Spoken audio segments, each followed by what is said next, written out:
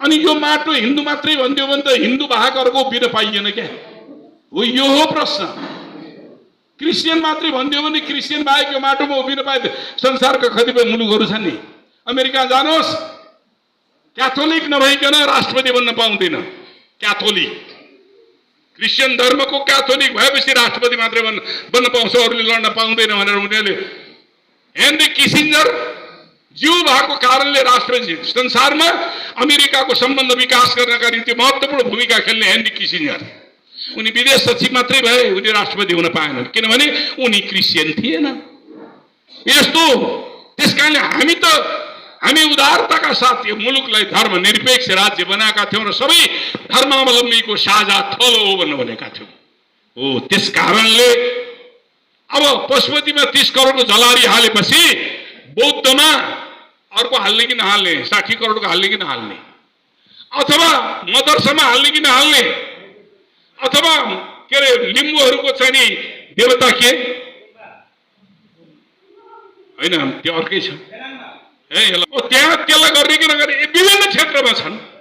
यी मुस्लिमहरू गर्ने गरे नि, नेपालमा 6% मुस्लिम छन्, 6% मुस्लिम छन् भने त्यस कारणले यसलाई उनको सोच के हो त भन्दाखेरि उनको आफू जे थियो त्यही कुराहरू राज्य सत्तामा पुगेर गर्ने सोच थियो।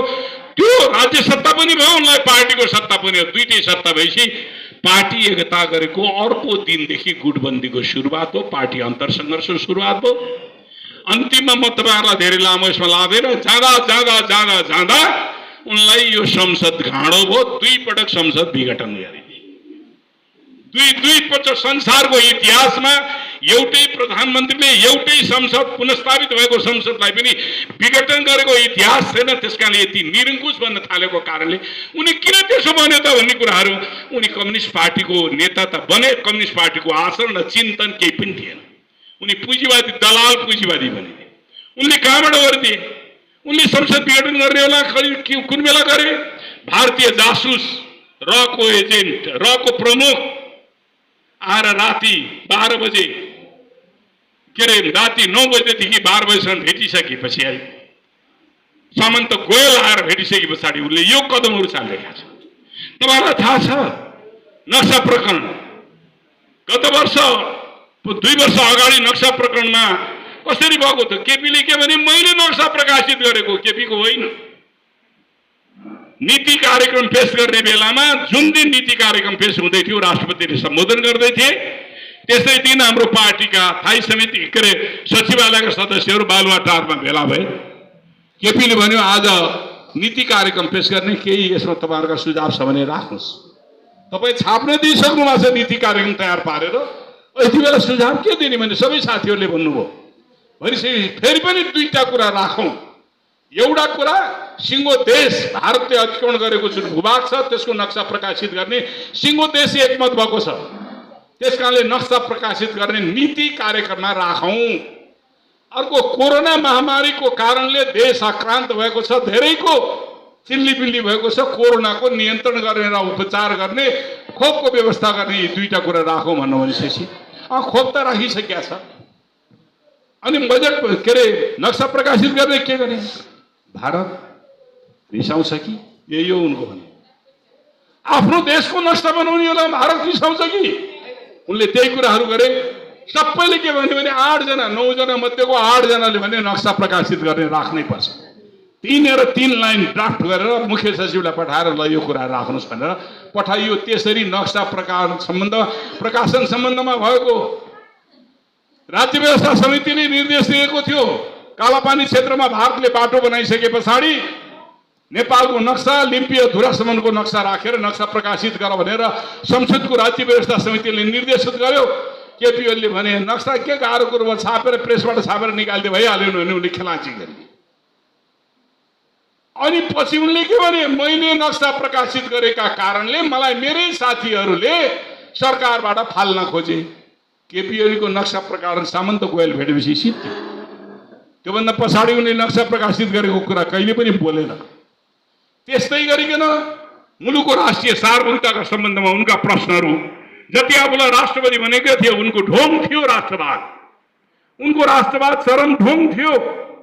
त्यो ढोङ अर्को केबाट साबित हो भने एमसीसी सुनिराख्नु भएको छ भने मिलेनियम च्यालेन्ज कर्पोरेसन अमेरिकाले 50 करोड अनुदान दिने सहायता के को निम्ति बाटो विस्तार गर्नको निम्ति लप्सेभेदीदेखि लिएर गोरखपुरसम्मको ट्रान्समिसन 400 केबी को ट्रान्समिसन लाइन बनाउनको निम्ति त्यो मात्रै हैन त्यो दिने अनुदान दिने कुराहरुको के हो 50 करोड राज्यका निम्ति केही पनि हैन 50 करोड भनेको 60-65 अरब रुपैयाँ के पनि भयो त्यो मूल यसको भित्रको मकसद के थियो आईपीएस इन्डो पेसिफिक स्ट्र्याटेजी त्यो अमेरिकाको सुरक्षा रणनीतिलाई मध्यनजर गरेर बनाएको सैनिक गठबन्धन हो जो नेपालको भूमिमा चीन विरोधी गतिविधि गर्नका निम्ति सैनिक अखाडा बनाउने योजना अन्तर्गत 2030 सालमा खम्बा विद्रोह गरेर चीन विरोधी गतिविधि नेपालको मुस्ताङ जिल्लाबाट गरिएको थियो अहिले पनि त्यति बेला तालिम दिएका त्यहाँका बङ्करहरू अहिले पनि चाहिँ हामी भग्नावशेषको रूपमा हेर्न सक्छौं त्यसकारणले नेपाललाई सामरिक महत्त्वको केन्द्रको रूपमा स्थापित गर्ने दक्षिण पूर्वी एसियाका राजनीतिलाई नियन्त्रण गर्नको निम्ति अमेरिकाले यो ठाउँलाई कब्जा गर्न चाहिरहेको छ यो के को बहानामा एमसीसी को बहानामा मिलेनियम च्यालेन्ज कर्पोरेसनको सम्झौताको बहाना यसो धेरै कुराहरू छन् कुनै दिन तपाईहरुसँग पयो भने हामी डिटेलमा छलफल गर्न सक्छौं यो सम्झौता गरिसके पछाडि नेपालको कानुन यो सम्झौतासँग बाजिने नेपालको संविधान नेपालको कानुन नेपालको ऐन नेपालको नियम कुनै पनि कार्यान्वयन हुँदैन संविधान भन्दा माथि हुन्छ एउटा उपसचिवले गरेको हस्ताक्षरको कागज नेपालको संविधानलाई खारेज गर्न सक्ने स्थितिको हैसियत हामी कसरी स्वीकार गर्न सक्छौं त्यसकारणले हामीले यो सम्झौता क्रियान्वयन हुँदैन केपीले यो सम्झौता जस्ताको तस्तै लागू गर्नुपर्छ भनेर भनिरहेका छन् के भने अमेरिका हाम्रो परराष्ट्र नीति हाम्रो फरेन पोलिसीको विरुद्धमा गरिएको यो सम्झौता भएको कारणले सम्झौता हो त्यसकारणले यो सम्झौताले हाम्रो दीर्घकालीन रूपमा हाम्रो हित छैन भनेर हामीले त्यसको विरोध गरेका हौं केपीले भन्छन् यो जस्ताको तस्तै लागू गर्नुपर्दछ यी थुप्रै प्रसंगहरूको बीचबाट हाम्रो पार्टीभित्र एउटा ठूलो संघर्ष चल्यो लगभग हामी 2 वर्ष लगभग 2.5 वर्ष जति पार्टीभित्र स्ट्रगल चल्दा केपी ओलीलाई हामीले निष्कासन गर्नु पर्यो त्यो निष्कासन गर्ने त्यो ध्रुवीकरणमा माधव नेपालजी हामी सँगै लडाई लड्यौं एउटै उसमा लड्यौं किनभने त्यतिबेला नेपाल कम्युनिस्ट पार्टी नेकपा बनाएका थियो झन्डै 2/3 बहुमत भन्दा बढ्ता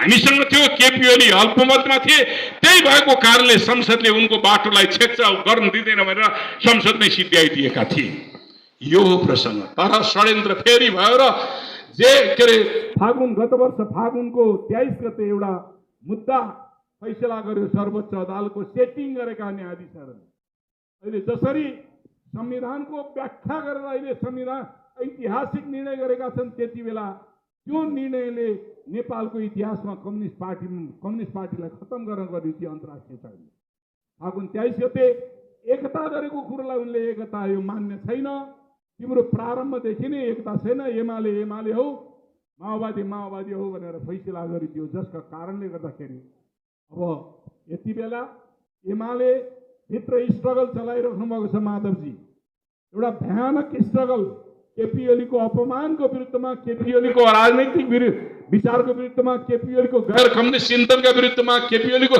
साम्राज्यवाद परस्त नीतिका विरुद्धमा केपी ओलीको कम्युनिस्ट विरोधी नीतिका विरुद्धमा स्ट्रगल चलाइराख्नु भएको छ भने हामी अब नेपालमा कम्युनिस्ट पार्टी निर्माणका निम्ति हामीले अनुभव गरेका छौं त्यो अनुभव गरेको कुराहरूलाई हामीले नयाँ ढंगले अगाडि लैजानका निम्ति हाम्रो पार्टी पुनर्निर्माणको दिशामा हाम्रो पार्टी लागिरहेको छ पार्टी पुनर्निर्माण गर्ने अब के त हाम्रो विचार दृष्टिकोण हाम्रो चाहिँ अन्तर्विरोध हाम्रो कार्यदिशा हाम्रो संगठनात्मक सिद्धान्त हाम्रा चाहिँ आचरणहरू हामी कहाँ बिग्रेका छौं कहाँ भत्केका छौं अब हामीले आफूलाई सच्याएर नयाँ निर्माण गर्ने दिशामा हामी लागिरहेका छौं अघि एकजना साथीले भन्नु एमाले र एमाले केपी ओलीका मान्छेहरू कांग्रेसका मान्छेहरू राप्रपाका मान्छेहरू र माओवादीका मान्छे किन जनताले एउटै देख्न थाले हो किन फरक देखेन नि उस्तै किन भन्ने हाम्रो आचरणमा प्रगतिशील देखिएन हामी पनि कमिसनको पछाडि कुद्ने हामी पनि के पछाडि कुद्ने त्यो चक्कर हाम्रो आचरणमा त्यो रूपान्तरण देखिएन हाम्रो संस्कृतिमा त्यो रूपान्तरण देखिएन हामी पनि त्यो कुरामा नदेखिसकेपछि जनताले हामीलाई एउटै डालोमा हालेर हेर्न थाल्यो हामीले अलग धातुका हौं भनेर त हामीले भन्यौं तर धातुमा बाहिरबाट किया लाग्न थाल्यो त्यसकारणले त्यो खेललाई रस्टिङलाई घोटेर इस्पात बनाउने दिशामा पार्टी निर्माणको पहल कदमी यति बेला थाल्न खोजिएको छ। यति बेला नयाँ ढङ्गले त्यो चुनौतीको सामना गर्न खोजियो। त्यो गर्ने दौरानमा यति बेला हाम्रो अगाडि के आयो? प्रतिबन्ध पछार्यौं। सर्वोच्च अदालतले फैसला गरिदियो, नेपालको संविधानलाई व्याख्या गरिदियो, किनभने त्यो संविधान अन्तिम व्याख्याता हो। उनीहरूले अहिले भन्ने गरेका छन् नि, सर्वोच्च अदालतका न्यायाधीशले बनाइदिएको प्रधानमन्त्री होइन, संविधानले बनाएको प्रधानमन्त्री हो। के अरे ऊ शेरबहादुर देउवा। किन भन्दाखेरि संविधानको अन्तिम व्याख्या गर्ने व्यवस्था सर्वोच्च अदालत छ। कानुनको अन्तिम व्याख्याता सर्वोच्च अदालत हो। विवाद भयो भने त्यसको निरूपण दिने निकाय सर्वोच्च अदालत हो। सर्वोच्च अदालतले फैसला गरे कानुन बन्यो, सर्वोच्च अदालतले त्यसलाई चाहिँ इन्कार गरेपछि कानुन बन्दैन हो। त्यसकारणले जे संवैधानिक व्यवस्था छ त्यही अनुसार संविधानको धारा 76(5) अनुसार नगएको कारणले 76(5) के भन्छ भन्दाखेरि संसद 5 वर्षको कार्यकाल हो, 5मै वर्ष पुर्याउनका निम्ति प्रयत्न गर, भएन छ सरकार गठन गर्न सकिएन छ भने त्यो 76(5) पनि प्रयोग गरेर सरकार गठन गर्न सकिएन छ भने बल्ल चुनावको निम्ति घोषणा गर्ने अरू कुनै पनि प्रधानमन्त्रीलाई संसद विघटन गर्ने अधिकार छैन। 76(5) अन्तर्गत बनेको प्रधानमन्त्रीलाई मात्रै संसद विघटन गरेर नयाँ ताजा जनादेशमा जाने व्यवस्था छ, अरू कसैलाई सधैँ छैन भनेर सर्वोच्च अदालतले व्याख्या गरिदियो। यो ऐतिहासिक नेपालको लोकतन्त्रको तात्कालिक लोकतन्त्रको रक्षा, नेपाली जनताको सार्वभौम अधिकारको रक्षाका निम्तिको यो महत्त्वपूर्ण कडी हो। त्यसैले यही कुरालाई लिएर आज हामी नयाँ चुनौती, हाम्रा 3वटा चुनौती छन् कमरेडहरू हेर्नुला। हाम्रो पार्टी निर्माणको चुनौती, कम्युनिस्ट पार्टी जस्तो बनाउने, बुर्जा पार्टी जस्तो होइन। एउटा चुनौती हामीले आफूलाई रूपान्तरण गर्ने, कम्युनिस्ट पार्टी जस्तो बनाउने एउटा चुनौती। दोस्रो चुनौती हामी सरकारमा सामेल भएका छौँ। अरू सरकार जस्तै गरिकन जागिर खान जाने हो भने सरकारको कुनै पनि आवश्यकता छैन। होइन भने यति बेला हामीले गर्नुपर्ने केपी ओलीले गरेका विकृतिका विरुद्धमा यो सरकारले आजैदेखि थाल्नुपर्छ, गठन भएको दिनदेखि थाल्नुपर्छ भनेर हामीले भनिराखेका छौँ। आज हाम्रो अगाडि सबभन्दा चर्को कोभिड छ, कोरोना महामारी छ। आज लगभग कति 9,000 भन्दा बढ्ता मान्छे हाम्रो मरे कोरोनाका कारणले। तेस्रो भेरिएन्ट आउँदैछ, जसले केटाकेटीलाई समेत असर पर्छ भनिएको छ। त्यसको निम्ति विश्वव्यापी रूपमा यसको मार परिरहेको बेलामा हामी त्यसबाट बोत्ने भन्ने कुराहरू आउँदैन थियो। त्यसको चुनौतीको निम्ति खोप भनेर भनेका हामीले आफूले उत्पादन गर्दैनौँ। खोप हिजो खोप मागियो, आएन। इन्डियालाई हामीले 20 लाख डोजको खोपको पैसा तिरिसकेका थियौँ। 10 लाख 5-10 लाख इन्डियाले दिएन। हाम्रा नेपाली जनताहरू, नेपाली बुढाबुढीहरू चाहिँ आधा खोप लगाएर, एउटा चाहिँ खोप लगाएर अर्को खोप नपाएर के हुने हो भनेर चाहिँ यो गरिराख्या। आज हामीले त्यसलाई कसरी उपलब्ध गराउने भनेर यो वर्षको अन्तिमसम्म, यो वर्ष भनेको यही अङ्ग्रेजी वर्षको अन्तिमसम्ममा हामीले खोप पुरा गर्नुपर्छ, चुनौतीको रूपमा छ। त्यसका निम्ति हात सहयोग गर्नका निम्ति तयार भइरहेका छन्, कूटनैतिक क्षेत्रबाट पनि भयो। त्यस्तै गरिकन यसले पालेको अर्थतन्त्रको थिलो छ। 35 लाख मान्छे बेरोजगार भए, त्यो रोजगारी त्यसको निम्ति राहत प्याकेजहरूको निर्माण गर्नुपर्ने कुराहरू छ। यी तमाम आजका चुनौती छन्। त्यसकारणले हामीले प्राथमिकताका आधारबाट साझा कार्यक्रम बनाएर त्यो कार्यक्रम लागू गर्ने दिशामा गयौँ भने जनतामा हामीले विश्वास जित्न सक्छौँ, विश्वास लिन सक्छौँ। होइन हामीले त्यो गरेन र जागिर खाने प्रतिस्पर्धामा गयौँ भने अरूभन्दा हामी केही भिन्न हुने छैनौँ। त्यसैले यो चुनौती हाम्रो अगाडि एउटा अर्को चुनौती छ। तेस्रो चुनौती हाम्रो देशको राष्ट्रिय सार्वभौमिकताको रक्षा। सार्वभौमिकताको जगेर्ना यति बेला सबभन्दा अप्ठ्यारोमा परेको छ मुलुकको सार्वभौमिकता। त्यसकारणले यो मुलुकको सार्वभौमिकता हाम्रो खण्डित हुने अवस्था, कमजोर बन्ने अवस्था र सार्वभौमिकता गुम्ने अवस्थामा पुगिरहेको बेलामा हामीले सबै नागरिक देशको सार्वभौमिकताको बारेमा जागरुक नभइकन हुनेवाला छैन। जागरुक नभइकन भारतीय हस्तक्षेप कालापानी क्षेत्र, लिम्पिया धुरा सहितका लगभग 85वटा ठाउँमा भारतले सीमा अतिक्रमण गरेको छ। असमान सन्धि सम्झौताहरू छन्, त्यसलाई खारेज गरिनुपर्ने कुराहरू एकातिर छन् भने अर्कोतिर MCC जस्ता देशद्रोही सम्झौताहरूले देशलाई हामीलाई अर्काको गुलाम बनाउन सक्ने, अमेरिकी सेनाहरू परेड खेल्न सक्ने स्थिति बनाइरहेको छ। यो कुराहरूका बारेमा एउटा नागरिक जागरण भयो भने पार्टी निर्माण, राष्ट्रिय सार्वभौमिकता, आजका आवश्यकतालाई तात्कालिक रूपमा सम्बोधन गर्ने यी तीनवटा चुनौती हाम्रा अगाडि उभिएका छन्। त्यसकारण हामी सबै जुनसुकै तहका नेता कार्यकर्ता हौं, यो कुरामा हामी सचेततापूर्वक अगाडि बढौं। तपाईहरुको यो कमिटी निर्माण पहिलो भेला छ, यसले अरु छलफल बहस कार्यक्रमहरू पनि अगाडि बढोस् र आम कार्यकर्ताको बीचमा वैचारिक स्तर उकास्ने गर्ने, चेतनाको विश्लेषण, घटनाक्रमको विश्लेषण गर्न सक्ने, पार्टीमा कसरी जाने, कसरी बनाउने, कसरी कार्यकर्ताको पंक्ति व्यापक बनाउने भन्ने कुराहरूका निम्ति तपाईहरुले गर्नुहुनेछ र नेतृत्वले निर्वाह गर्नेछ, महत्त्वपूर्ण भूमिका निर्वाह गर्नेछ। उहाँहरूलाई अग्रिम शुभकामना, अग्रिम बधाई पनि दिँदै फेरि पनि अनुरोध गर्दछु, हामी पार्टीलाई नयाँ ढंगले अगाडि बढाउँ। यहाँहरूले ज्यासम्म यसलाई पार्टीको प्रतिष्ठालाई बचाएर राख्नु भएको छ, यी कुराहरूलाई अगाडि बढाउँदै नयाँ चुनौतीको सामना गर्न तयार हुनुहुनेछ भन्ने विश्वासका साथ म यहाँहरूलाई पुनः अग्रिम बधाई दिएर आफ्नो भनाइ अन्त्य गर्न चाहन्छु। हस्, धन्यवाद।